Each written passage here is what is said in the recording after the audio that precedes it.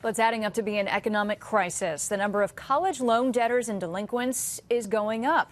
2 out of 5 people with student loans will be delinquent on payments. And as our fact finder Matt Markham reports, the penalties can prevent graduates from getting on their feet. Like scoring a good grade on an exam, it's a good feeling to know you're about to set sail from college. But Guy Lattiser from Niskayuna doesn't know how choppy the water on that sea can be. It's just been a great ride. I don't look forward to when I graduate and have to pay for that experience.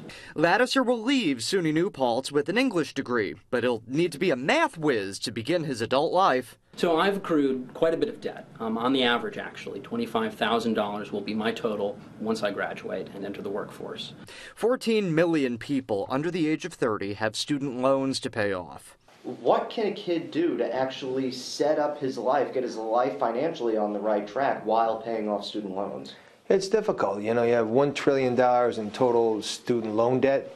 You have $3.5 billion of which went bad in the first quarter. This according to the Federal Reserve, which was more than credit card delinquency. The problem goes farther than just a student. For private loans, parents who co-sign can also be held responsible for that debt. The possibility that a student loan debt crisis can hurt the economy cannot be ignored. One outcome to the equation may be a slowdown in the housing market. Someone with $100,000 in debt might be paying $1,000 a month for student loans. They might not be able to afford a home or afford the type of home that they would buy otherwise.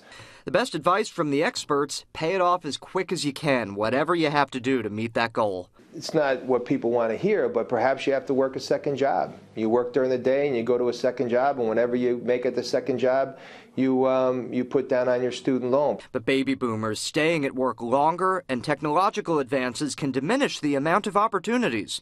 My plan is to get a job right away.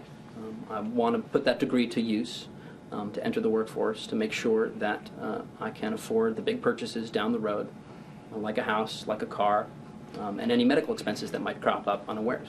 How far down the road do you think you may have to wait to get some of those things that you need? That's a good question.